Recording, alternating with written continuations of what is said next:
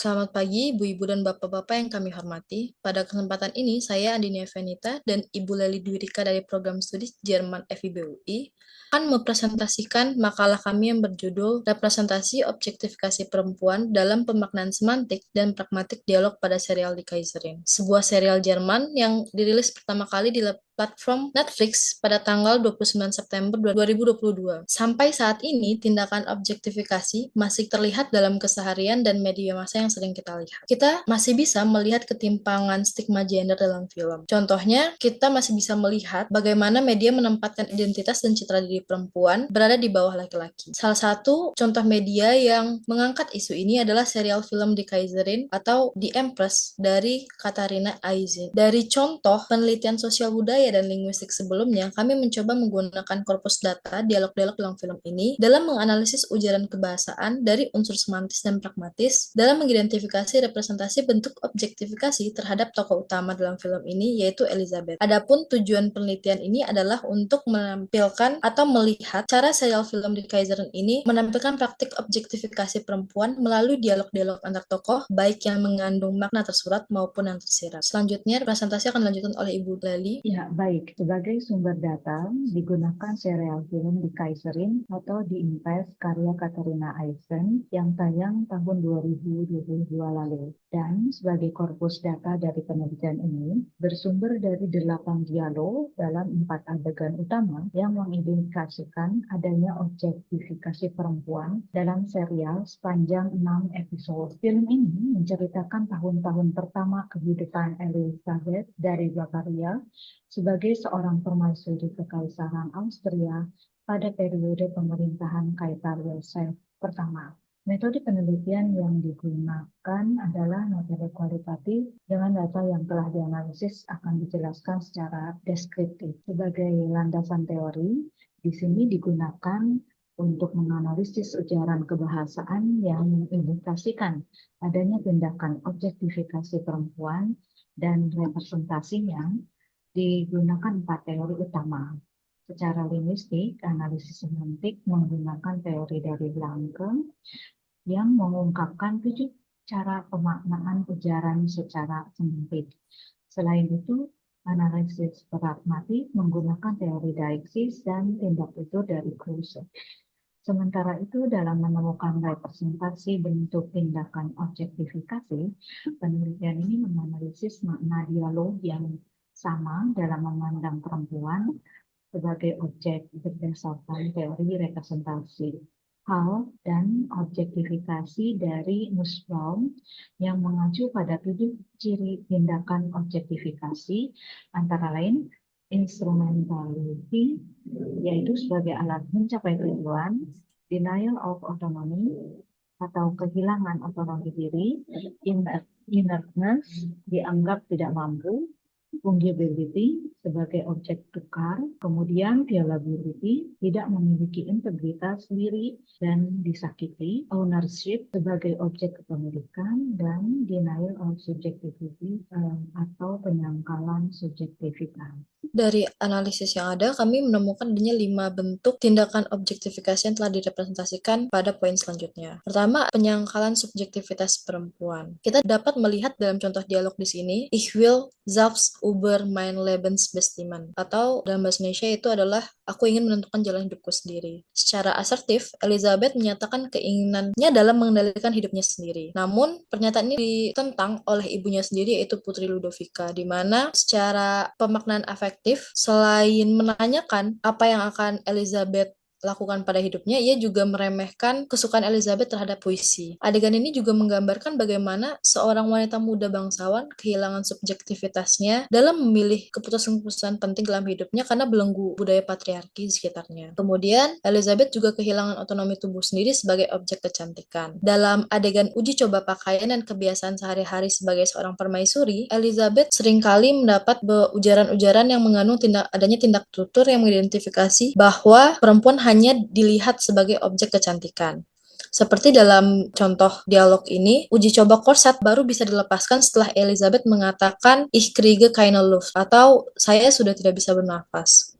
Dalam adegan ini, Elizabeth jelas terlihat bahwa ia kehilangan otonomi atau haknya untuk mengaturnya tubuhnya sendiri. Hal ini termasuk dalam ciri tindakan objektifikasi oleh Nussbaum, yaitu denial of autonomy. Kemudian representasi sebagai objek seksual. Ditemukan adanya representasi ini dalam adegan pemeriksaan keperawanan sebelum pernikahannya dengan Franz sebagai permaisuri dinasti Habsburg yang baru. Sebagai objek seksual, Elizabeth paksa mengikuti tradisi pemeriksaan keperawanan di mana adanya ujaran yang menyatakan tekanan seperti dalam dialog ini. Uskup Rauscher menekankan kata der Nachweis der Unschuld, artinya kata der Nachweis ini sendiri mengacu pada pernyataan mengonfirmasi keberadaan fakta atau seringkali kita sebut dengan bukti. Sementara itu, kata Unschuld mengacu pada kata Reinhardt pada dialog sebelumnya, di mana kata tersebut mengacu pada makna keperawanan atau kesucian. Tradisi keperawanan ini hanya menjadikan Elizabeth sebagai representasi perempuan yang dilihat hanya secara seksual ataupun kecantikannya saja. Adegan mengecek keperawanan ini tidak hanya mengandung representasi objektifikasi seksual, tapi juga alat untuk melanjutkan keturunan, di mana Elizabeth ditekan untuk memeriksakan kemampuannya dalam melahirkan keturunan selanjutnya dinasti Habsburg. Kita dapat melihat pada contoh kalimat di depan adalah terutama pada kata ihre Fähigkeit einen Thronfolger zu gebären. Thronfolger sendiri artinya adalah seorang anak laki-laki yang berhasil naik tahta. Sementara itu, kata gebären bermakna melahirkan seorang anak, di mana dalam hal ini tradisi pemeriksaan keperawanan tersebut bertujuan juga untuk melihat bagaimana kemampuan Elizabeth dalam melahirkan anak. Hal ini merepresentasikan posisi Elizabeth sebagai alat untuk mencapai sesuatu atau melanjutkan keturunan selanjutnya dinasti Habsburg. Hal ini sesuai dengan teori Nussbaum, yaitu instrumentality. Selanjutnya, sebagai objek properti. Salah satu contoh adegannya adalah adegan di mana Maximilian, adik ipar Elizabeth, yang bertengkar dengan sang kakak Franz, di mana Maximilian menyinggung perihal sang kakak yang merebut Elizabeth darinya, seperti contoh kalimat di layar. Kita dapat melihat pada kalimat kedua, Das Haupt hast du sie mir weggenommen. Kalimat tersebut menampilkan penggunaan Dexis persona terutama pada kata sie yang mewakili Elizabeth dan mir yang mewakili objek dengan kasus datif yang mewakili rasa kepemilikan Maximilian. Pernyataan ini pada akhirnya hanya merupakan anggapan sepihak saja mengenai Elizabeth sebagai properti milik Maximilian tadi. Selanjutnya akan dipresentasikan oleh Ibu Leli. Dari analisis data 8 dialog dari 4 adegan dalam serial ini dan pembahasan yang sudah dijelaskan tadi, kesimpulan yang dapat diambil pertama, dalam analisis semantik, hampir seluruh dialog menggunakan pemaknaan demoratif yang didukung oleh pemaknaan situatif yang menunjukkan adanya tindakan objektifikasi terhadap Elizabeth. Terdapat pula satu kali pemaknaan asosiatif pada dialog ketika Ibu Elizabeth mengasosiasikan Elizabeth telah gila. Dalam analisis ini juga terdapat pemaknaan afektif pada dialog dalam bagian penyangkalan subjektivitas yang menunjukkan adanya keterikatan emosional antara penutur ujaran dan Elizabeth sebagai lawan tuturan. Sementara itu, dalam analisis praktik terdapat banyak penggunaan dieksis personal dan secara aktif menggunakan 3 bentuk tindak tutur.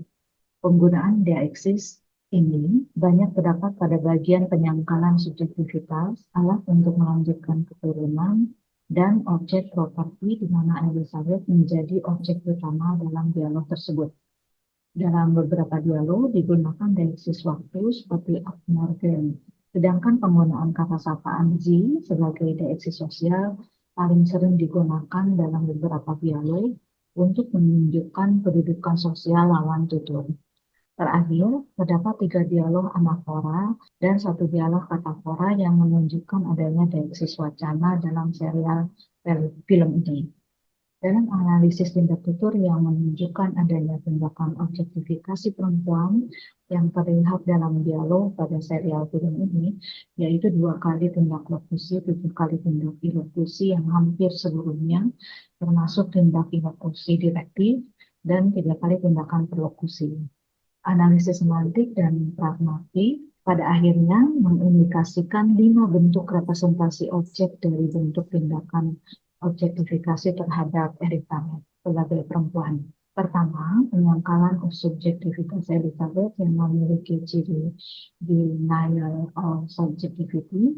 Kemudian sebagai objek kecantikan, ya kehilangan autonominya tubuhnya sendiri. Kemudian sebagai objek seksual, ya juga kehilangan otonomi tubuhnya sendiri dan disakiti atau dilukai secara mental dan harga dirinya. Sebagai alat untuk melanjutkan suksesi kekaisaran Habsburg, dia hanya dijadikan wadah untuk melahirkan keturunan selanjutnya. Terakhir, sebagai objek properti, Elizabeth juga menjadi kepemilikan laki-laki. Demikian presentasi dari kami. Kami ucapkan terima kasih. Ini daftar referensi yang digunakan dalam pemeriksaan makalah ini. Terima kasih banyak.